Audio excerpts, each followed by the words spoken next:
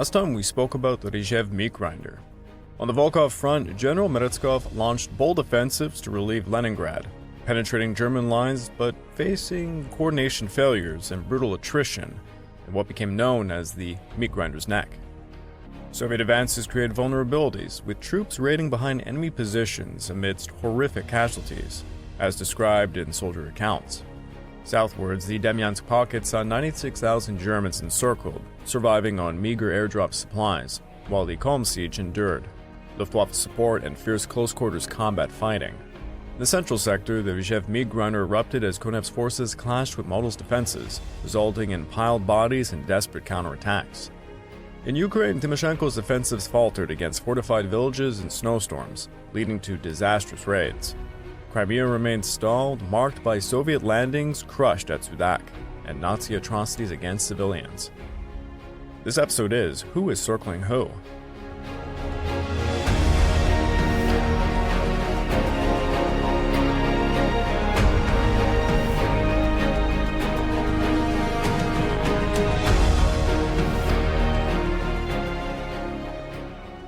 Well, hello again and welcome back to the Eastern Front podcast week by week. I'm your dutiful host, Craig Watson. But before we begin, I just want to remind you all that this podcast is only made possible through the efforts of Kings and Generals over at YouTube. Perhaps you want to learn a bit more about World War II? Kings and Generals has an assortment of episodes on World War II and so much more. So go give them a look over at YouTube. So please subscribe to Kings and Generals over at YouTube. You can help produce this content by checking out www.patreon.com/kingsandgenerals. Hey, don't forget our sister podcasts over at the Pacific War Week by Week podcast and the Fall and Rise of China podcast, both written and narrated by me. And if after all that, you're still hungry for some more history, why don't you check out my personal channel, the Pacific War channel over on YouTube, or my podcast series, Echoes of War, found on major podcast platforms. We just began two miniseries, The Taiping Rebellion and The 7 Years' War. If you're looking to further support me, please consider checking out my YouTube membership or my Patreon account at www.patreon.com/thepacificwarchannel. By joining either of these, you get access to the exclusive podcast series, early access to all the content I make, and voting rights for the subjects I will tackle next. As the month of January gradually shifted into February, the extensive Soviet winter offensive continued to unfold with considerable force across various fronts.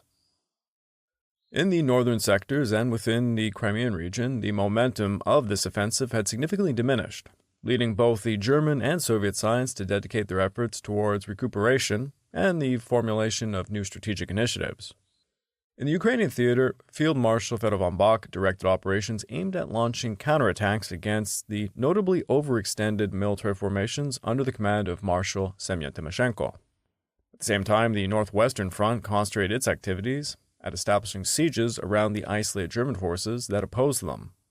Nevertheless, a highly intricate and disorganized situation persisted within the area controlled by Army Group Center, where both the German and Soviet armies found themselves in advantageous positions that could potentially allow for the creation of substantial encirclements targeting large segments of each other's forces simultaneously. By the commencement of February, historical records compiled by Kershaw indicated that the German forces had incurred severe casualties since the initiation of their invasion. To be more specific, 200,152 personnel had been killed, 681,236 had sustained wounds, and 43,814 were listed as missing in action. On the Soviet side, analysis by Lipokovsky revealed that the Red Army had experienced 552,000 casualties throughout December, and an additional 558,000 during January, which added to the already staggering total of 3,337,000 casualties accumulated between August and December of the previous year. This composition meant that the cumulative German casualties equated to the loss of approximately 57.1 divisions in terms of officers, 70.2 divisions regarding non-commissioned officers, and 53.8 divisions when considering the enlisted soldiers. These numbers underscore the immense human cost of this conflict, illustrating how entire units were effectively wiped out multiple times over in the brutal exchanges along the Eastern Front. The attrition rates highlighted the desperate need for reinforcements on both sides, as divisions were often reduced to shadows of their former strengths, with officers and NCOs being particularly hit hard, which disrupted command structure and morale. Across numerous locations along the extensive front lines, only a comparatively minor forward movement was required to achieve the encirclement and subsequent destruction of a significant portion of the opposing armies. As a result, Adolf Hitler and the OKH started to identify potential opportunities to retrieve some form of triumph from the catastrophes that had unfolded during the winter months. In contrast, the Soviet High Command, known as the Stavka of course, began to exhibit signs of desperation in their pursuit of a decisive victory. They perceived to be tantalizingly close at hand. Stavka also grew increasingly conscious of the swiftly deteriorating condition of their military units, and the progressively reduced ability of those forces to sustain any offensive operation. This awareness stemmed from reports of exhausted troops, depleted supplies, and the harsh winter conditions that exacerbated every logistical challenge, making even basic movements a test of endurance. In an endeavor to reduce the mounting pressure on the central forces operating within the Soviet Union, General Edward Dietl, who served as the commanding general of the Army of Lapland and had in fact voiced objections of his own appointment back in November, made some attempts to convince Marshal Karl Gustav Emil Manahim to commence an offensive directed towards Demiansk. Dietl's role involved commanding the Army of Lapland, which had been formally established on January 14th to oversee the German military contingents in Finland and Norway that were positioned against the USSR. This army was officially placed under Manahim's authority, who was recognized as the supreme commander within Finland. The intention behind this subordination was to enhance diplomatic relations with Manahim and to exert influence in compelling him to launch an assault on the Murmansk Railroad. Manahim managed to avoid issuing a direct rejection, but expressed that Finland would possess much greater capacity for conducting offensive actions if the city of Leningrad were to be captured.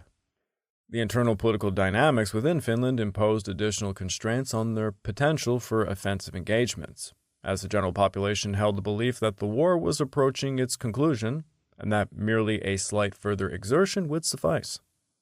The successful seizure of Leningrad would liberate Finnish troops from their current commitments and elevate national morale to a level that could support a major offensive by Finnish forces. However, there existed an emerging and foresightful apprehension that any forthcoming German spring offensive would primarily be targeting Ukraine, thereby leaving the northern areas of the Soviet Union to deteriorate without significant attention. This concern was rooted in intelligence assessments and strategic analysis that suggested a shift in German priorities towards resource-rich southern regions, potentially abandoning the frozen north to a war of attrition. The Finnish army allocated a substantial portion of early 1942 to comprehensive reorganizational efforts. It was segmented into three distinct fronts: the Maiselka Front, the Ainus Front, and the Isthmus Front. Moreover, approximately 100,000 older soldiers were released from military service, with plans in place to progressively reduce divisions to brigade-level formations. The personnel liberated through this process were intended to be reintegrated into the agricultural and industrial sectors of the economy. But in actuality, only 2 divisions underwent this conversion by the month of May, at which point the program was discontinued. The principal responsibility for Dietl's forces during January and February involved restructuring their frontline positions and transferring the Finnish units within their operational area back to Mannerheim's direct oversight. Additionally, they were compelled to broaden their front line to encompass the territory formerly managed by the Finnish Third Corps, an area that Mannerheim declined to continue covering. This expansion necessitated the importation of 2 fresh mountain divisions from Germany. These mountain troops were specialized for harsh terrain, but their deployment highlighted the strain on the German resources as units were being pulled from other theaters to plug gaps in the far north. Within this organizational framework, the commander of the Mountain Corps, Norway, Ferdinand Schana, rapidly earned a reputation for being unpopular amongst his subordinates due to his motivational speeches, such as encouraging his troops to adopt the mantra, "The Arctic does not exist," amidst the harsh freezing conditions of the Lapland winter. Predictably, Schana's stringent attitude endeared him to Hitler, who valued such unyielding discipline in his commanders, even if it alienated the rank and file. The offensive launched by the Volkhov Front in January, supplemented by supporting assaults from the Leningrad Front, had predominantly resulted in failure. The singular noteworthy accomplishment was the formation of a salient extending about 75 kilometers deep into Luban, achieved by the 2nd Shock Army. However, as February began, the German First Corps had succeeded in isolating the northern flank of the salient utilizing 6 divisions, albeit at the expense of thinning out their positions at Kirishi and Leningrad. To the south of Luban salient, the 38th Corps had accomplished a comparable containment with 5 divisions. Furthermore, the entry point of the salient had remained constricted owing to the shortcomings of the armies on the flanks. Field Marshal George von Kuchler initiated planning for an offensive intended to seal off the salient's entrance, designated as Operation Raubtier. This operation was conceived as a pincer movement to cut off the Soviet penetration, reflecting the German emphasis on rapid, decisive counterstrikes to regain initiative. Nevertheless, Kuchler's attention became diverted by worries regarding the inadequacy of the railway system supporting Army Group North. Employment on the railway lines of the Eastern Front was regarded as the most undesirable assignment for railway personnel, and Army Group North was convinced that it was receiving the least competent workers in its vicinity. To enhance operational efficiency, Franz Halder proposed to Kuchler that certain problematic individuals be apprehended and transferred to the Gestapo as a deterrent to others. There is no definitive information available as to whether this recommendation was actually formalized into orders or even executed, but it exemplified the harsh measures considered to maintain logistical discipline amidst all of the chaos of war. Stavka acknowledged that the unfavorable terrain, commanders lacking sufficient experience, and severely deficient logistics had obstructed the offensive's advancement. To rectify the logistical shortcomings, Andrei Kulev, the Deputy Commissar of Defense responsible for logistics, was dispatched to the Volkhov front. Concurrently, General Kirill Meretskov expressed growing apprehension about the narrowness of the corridor linking the front to the Second Shock Army. Consequently, a new combat formation was organized to assault the German fortified positions at Lubinopol and Potsky, although this group would not achieve readiness until the subsequent week. This delay allowed the Germans to further consolidate their defenses, turning what could have been a breakthrough into a protracted stalemate. With preparations underway on both sides for the forthcoming actions, the front line maintained a state of impasse throughout the period. Intermittent and relatively weak Soviet assaults persisted, but the German forces were too thinly spread to initiate counteroffensives in the area. For multiple consecutive days, Army Group North conveyed to the OKH that there was, quote, nothing particularly wrong, a phrase that masked the underlying tensions and the constant low-level skirmishes that drained resources within the altering and strategic picture. Further south, the assault by the Northwestern Front had generated an enormous gap between Army Groups North and Center. However, the drive of this assault had been halted as it became mired in efforts to besiege the steadfast German defenses at Staraya Russa, Demiansk, and Kolm. The front had also transferred the 4th Shock Army to the Kalinin Front, which was considerably weakened in its overall strength, even though assurances of new reinforcements had been provided. This transfer was a strategic necessity, but left the Northwestern Front vulnerable, relying on fresh troops to maintain pressure on the isolated German pockets. The initial reinforcements to reach the area belonged to the 1st Guard Rifle Corps, which was deployed in a fragmented manner as individual elements completed their 110-kilometer march from Valdai. The 14th and 15th Rifle Brigades received directives to capture the crossings over the Redia River at Davidova, with the 7th Guards Rifle Division following in close proximity. Both generals, Korochkin and Morozov, held the view that Staraya Russa represented too formidable a position for a direct assault, though they recognized that the 2nd Army Corps at Demiansk was perilously vulnerable to encirclement. Stavka became convinced of this evaluation and granted authorization for Korochkin to prioritize the elimination of this German corps over any additional pushes westward. This shift in focus reflected Stavka's adaptive strategy, aiming to exploit perceived weaknesses rather than pursuing overall ambitious territorial gains. At Davidova, the 1st Guard Rifle Corps confronted a reinforced battle group drawn from the 281st Security Division, which had been augmented with portions of a company from the 18th Motorized Division, reconnaissance elements from the SS Totenkopf Division, artillery units, and armed construction personnel. In aggregate, these defenders totaled about 900 troops equipped with 3 105mm howitzers, 3 75mm infantry guns, 11 81mm mortars, 2 37mm PaK-36 anti-tank guns, and 53 machine guns. These 900 men managed to repel the initial assault on the 3rd, launched by the 15th Rifle Brigade. However, by the 1st, the veteran 7th Guard Rifle Division had arrived to the scene. They proceeded to deploy ski troops into the rear areas of the German positions. Subsequently, a meticulously coordinated assault from both banks of the river compelled the Germans to withdraw after coming perilously close to being completely overrun. By the 8th, the 1st Guard Rifles Corps had secured Ramusheva on the Lovat River. At this juncture, the 2nd Army Corps found itself severed from ground-based resupply routes and entirely dependent upon an air bridge for sustenance. This abrupt requirement for aerial resupply contributed to the decision to curtail paratrooper operations behind German lines, rendering them smaller in scale than originally envisioned. The air bridge operation strained Luftwaffe resources, diverting planes from other fronts and highlighting the logistical vulnerabilities of isolated units in the vast Russian expanse. The delay afforded by the defenders at Davidova enabled the 2nd Army Corps to readjust its positions. The SS Toltnikov Division was divided into 2 battle groups. A smaller contingent maintained the division's standard frontline responsibilities, while the larger force hastened to Zaliuche to safeguard the Corps' rear. The 12th Infantry Division was instructed to dispatch a battle group to bolster the boundary between Group Rausch and the 32nd Division. The 209th Division received approval to retreat from its hazardous location in order to connect with the SS troops at Zaliuche. These repositions were critical as they prevented immediate collapse and allowed the Germans to form a more cohesive defensive perimeter, even as their supplies dwindled.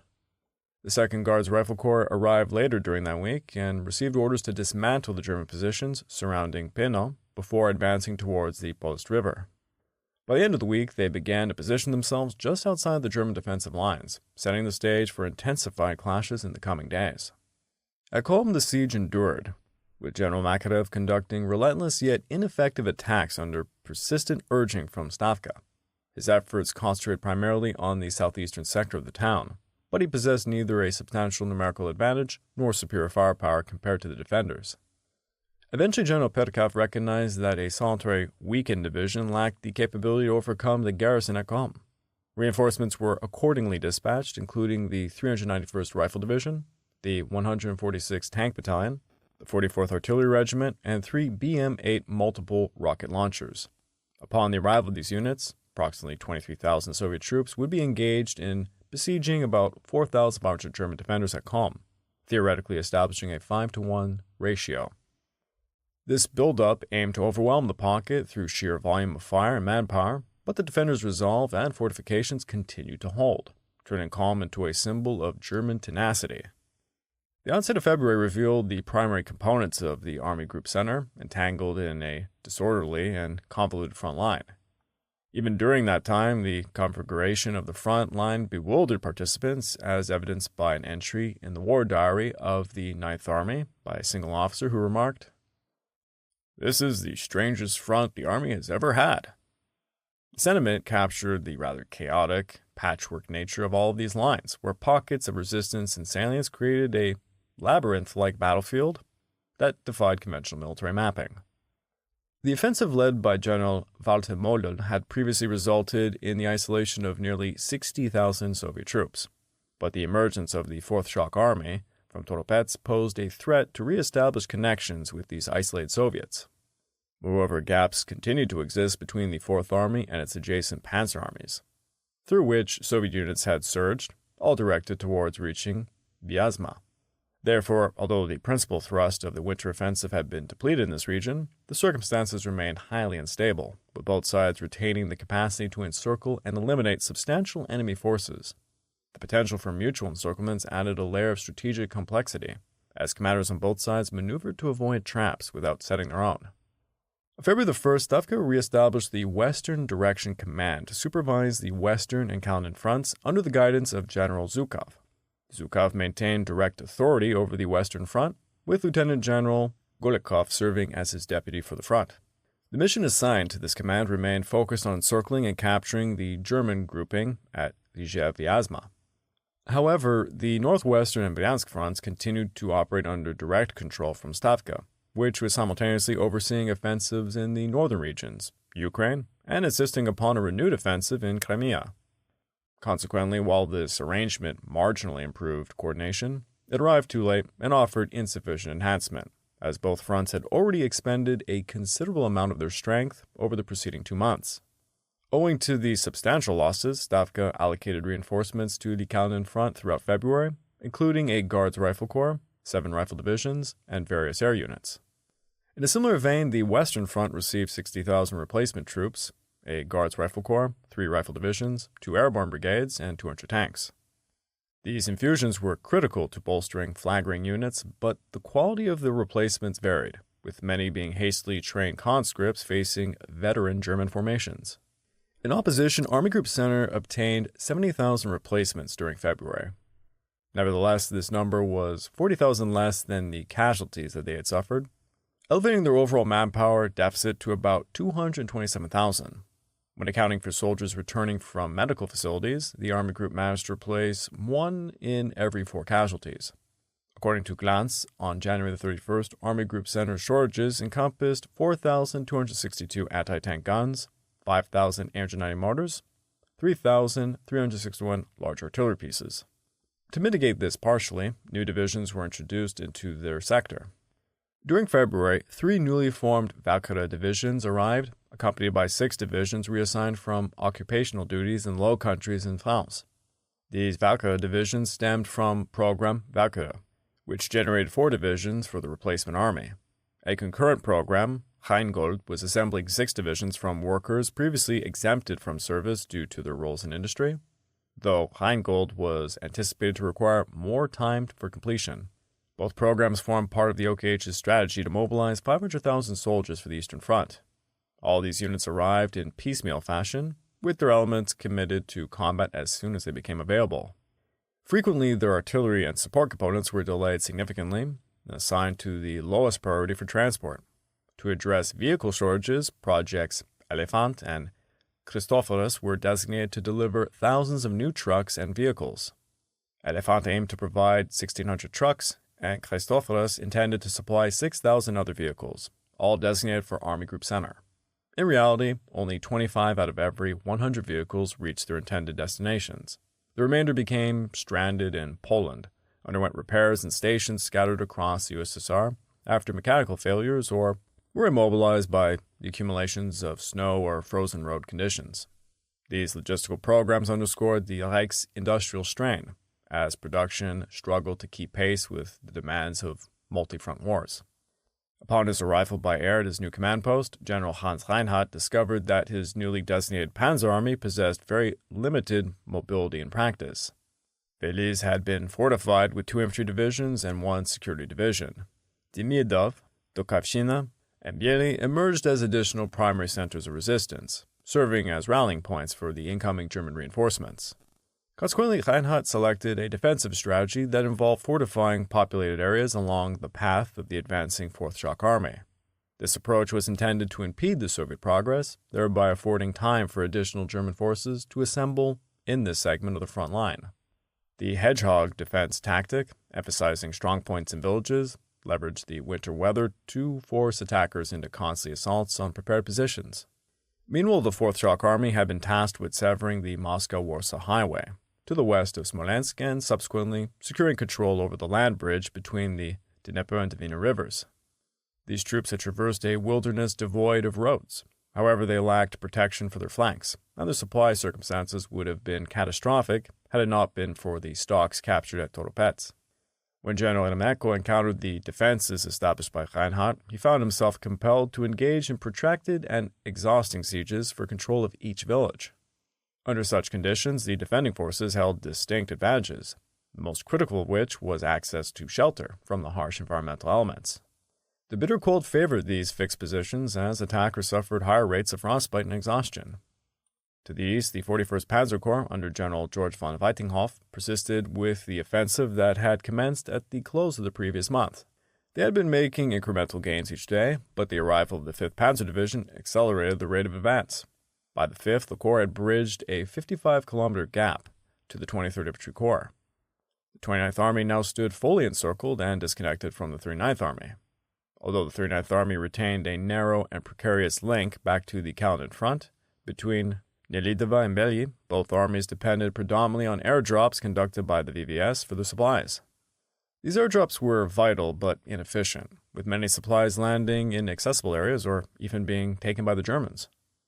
To secure these successes, Model had incurred approximately 5,000 casualties, which amounted to 10% of his combat strength as recorded on January the 19th.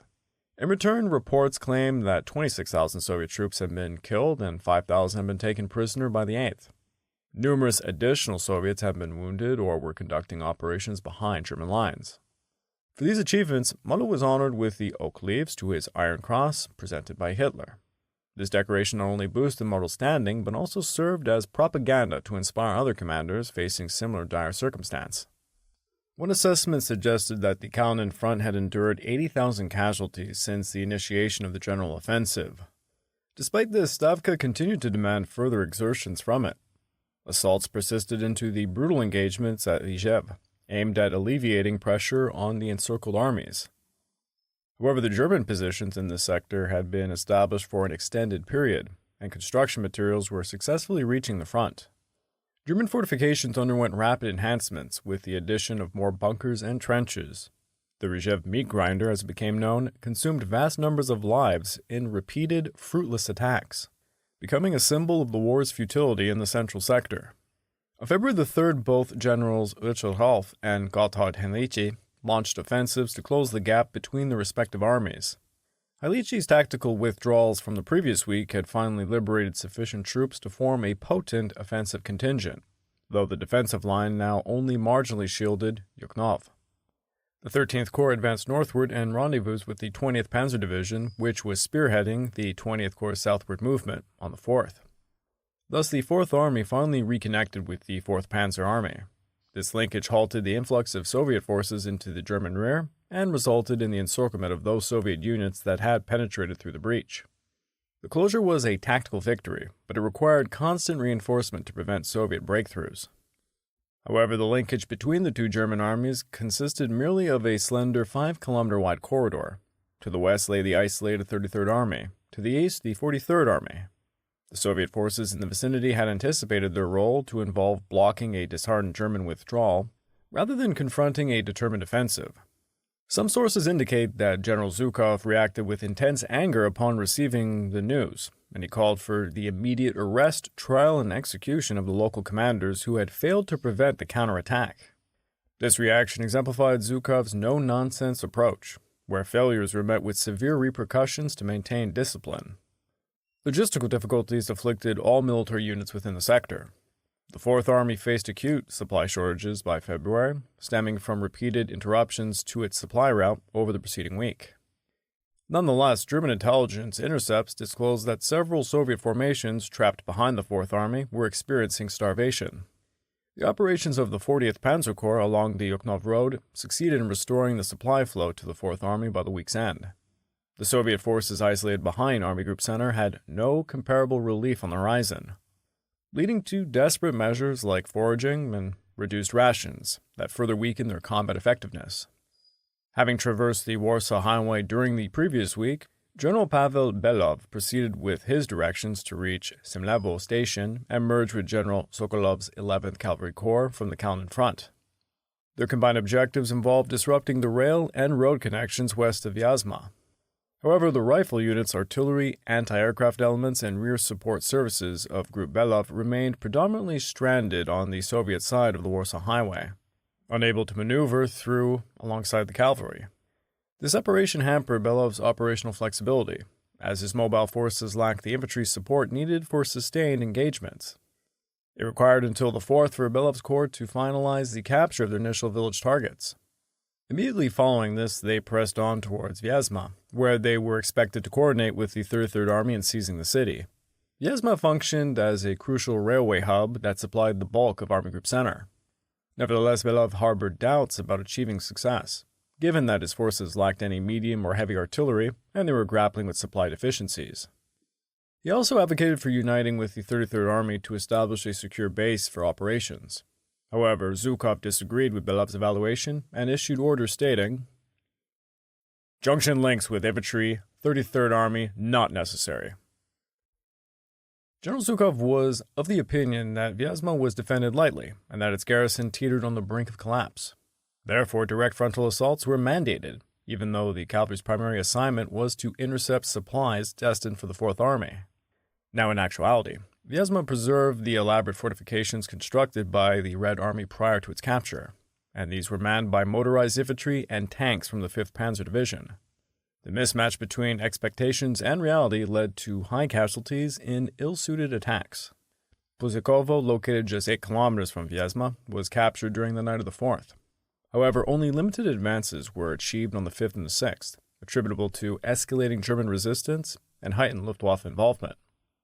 Belov's corps constituted one of the Luftwaffe's chief targets in early February, frequently necessitating movements restricted to nighttime to evade aerial interdiction. Bashtika fell on the 7th, but each gain came at the cost of mounting losses and depleted ammunition.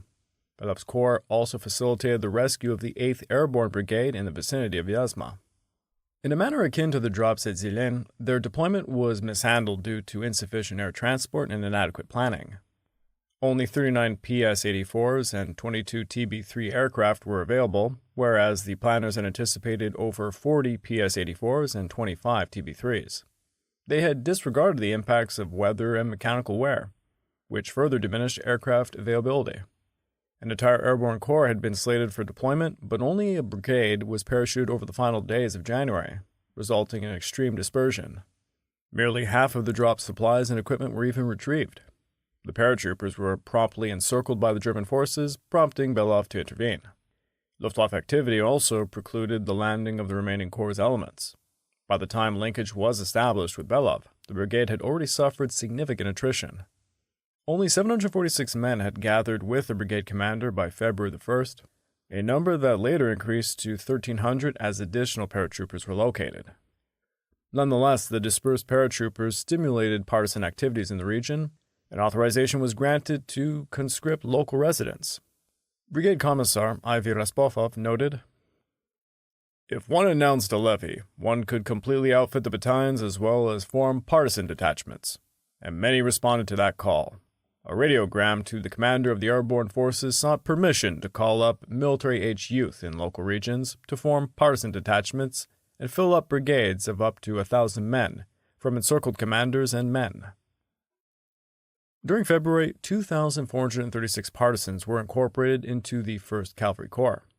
2 such partisan groups assisted in the capture of Komovo village on the 5th. The 8th Airborne Brigade was formally placed under Belov's command on the 6th, along with its affiliated partisan units. This was succeeded by orders on the 7th, directing them to disrupt the Vyazma-Izdeshkova railway line, while establishing contact with Sokolov. The integration of partisans added irregular warfare elements, harassing German supply lines, and providing intelligence, though their lack of formal training limited their effectiveness in actual pitched battle. Following the merger with Belov, Colonel Sadotov's 250th Airborne Regiment accompanied the Cavalry Corps. However, upon nearing Vyazma, it received orders to proceed northeast to connect with the 33rd Army. By the 4th, it had joined the 329th Rifle Division and continued operations with them, engaging in battles for the approaches to Vyazma. This redirection aimed to create a unified front, but stretched already thin resources. Belov anticipated support from the 33rd Army, advancing westward. However, the closure of the gap between the 4th Panzer and the 4th Armies introduced uncertainty and alarm within the 33rd Army, which impeded their progress. Prior to this development, the shock group of the 33rd Army, comprising 4 rifle divisions, had advanced about 25 to 90 kilometers in just 2 days through German lines. This positioned 10 to 16,000 men of the 33rd Army in an extremely extended formation, with some elements still proximate to the German 4th Army, while others fought 8 kilometers southeast of Vyazma. Several strong points had been circumvented, with the assumption that trailing divisions would just address them. The rapid advance left supply lines vulnerable and units quite isolated, exacerbating the risks of encirclement. Meanwhile, Sokolov's 11th Cavalry had succeeded in severing the roads west of Vyazma at the end of January. During the first week of February, they were gradually driven back by German counteroffensives, which methodically reclaimed territory through coordinated infantry and armored pushes. To address these threats, the German 5th Corps was tasked on the 6th with defending the Vyazma-Smolensk and Vyazma-Yukhnov roads. 2 panzer divisions and 1 infantry division were assigned to protect the zone between Vyazma and Smolensk. The 5th Panzer Division dispatched a battle group to support the 3rd Motorized Division in containing the Soviet 33rd Army. The 5th Panzer was also directed to reinforce the strong points confronting Belov's forces. All divisions were required to engage in at least 2 directions concurrently, a feat accomplished by fragmenting into battalion-sized battle groups. This dispersion allowed flexibility but weakened overall cohesion, making each group vulnerable to concentrated attacks. By February of 1942, the Red Army had expanded its cavalry forces from 13 to 81 divisions. Experiences during 1941 demonstrated their proficiency in navigating challenging terrains, such as swamps, forests, and deep snow, which certainly impeded motorized units. Cavalry formations proved far less expensive to establish and sustain than motorized equivalents, and they were simpler to supply. When executing traditional cavalry raids, they effectively generated confusion and disrupted enemy logistics.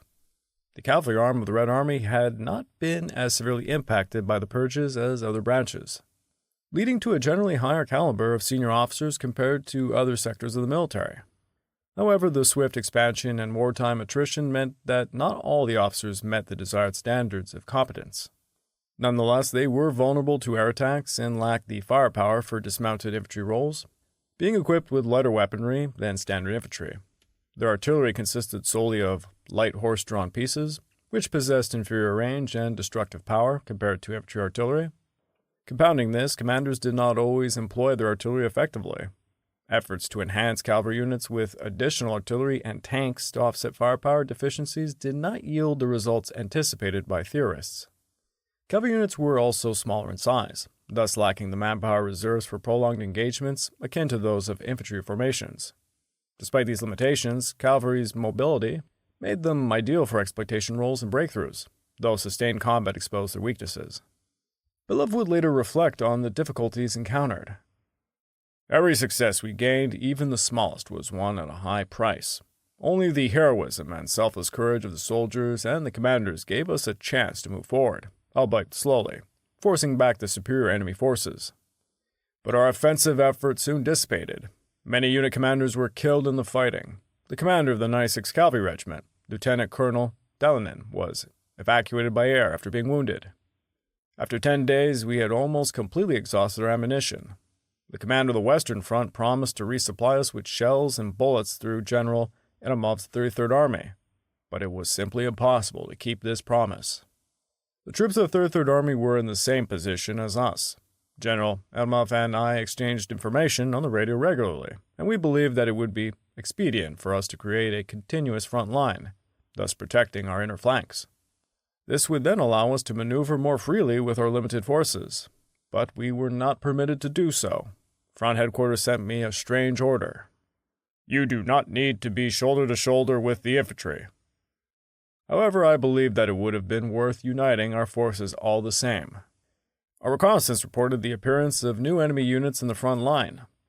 On the 10th of February, the enemy struck at the 75th Cavalry Division and surrounded it. To free the division from encirclement, we had to withdraw forces from other sectors. The Germans took advantage of this and they launched attacks where we had weakened our defenses. After a stubborn battle, the 75th Cavalry Division escaped from the enemy ring. We saved our comrades, but the group as a whole was thrown back 12 to 15 kilometers from Vyazma. There was no longer any thought of attacking the city. Further south, the Panzer Army, commanded by General Heinrich Schmidt, was effectively immobilized due to the contradictory instructions he had been given. Hitler advocated for a northward thrust towards Zhukov, which would seal the breach to the Fourth Army and encircle all Soviet forces within the former salient. Schmidt and Field Marshal Gunther von Kluge favored a more cautious approach, extending the left flank of the 24th Panzer Corps northwards to the Spaz-Demensk-Sukanichi Road, thereby closing the Kirov Gap and reducing the salient by a half. A third alternative of simply closing the Kirov Gap was not given as much consideration, as the other options would inherently accomplish the objective without yielding greater advantages.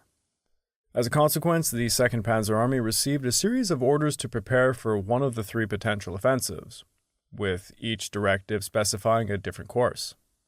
By the 13th, an exasperated Schmidt responded to one such order in Latin. Difficile est, ceterum non scriber, which translated to, "It is difficult not to write a satire." It was a witty retort, illustrating his frustration with the bureaucracy and the indecision at higher command. In Ukraine, Buck's counteroffensive commenced in full force, having been ordered late on the 31st. The extreme sub-zero temperatures, strong winds, and heavy snowfall rendered all movements to a painstakingly slow pace. Despite these adverse conditions, territory was gradually reclaimed from the cavalry vanguards of Timoshenko. Each advance required meticulous coordination, as the weather not only slowed troops but also froze equipment and complicated supply deliveries, turning the counterattack into a grueling test of endurance. At Kerch, precedence for crossing the ice road was accorded to combat units, resulting in support and logistical elements being left behind. The supply situation for the Crimean front was in complete disarray, further aggravated by heavy rainfall that transformed unpaved roads into impassable mud. Additionally, the Luftwaffe in Crimea concentrated its efforts on intercepting supplies traversing the Kerch Straits. Artillery units arrived without accompanying ammunition, and food supplies were frequently inadequate. These shortages led to demoralized troops and reduced combat readiness, as units could not sustain prolonged operations without basic necessities. Lev Miklis persistently pressured General Kozlov to initiate the offensive ahead of schedule. He interfered in every aspect of the operations of the three armies in the Kerch area, despite his own lack of experience. One of Miklis' directives prohibited the evacuation of trenches, viewing them as a distraction from preparations for offensive actions. This order exposed troops to unnecessary risks, as defensive positions could have provided cover against artillery and air attacks.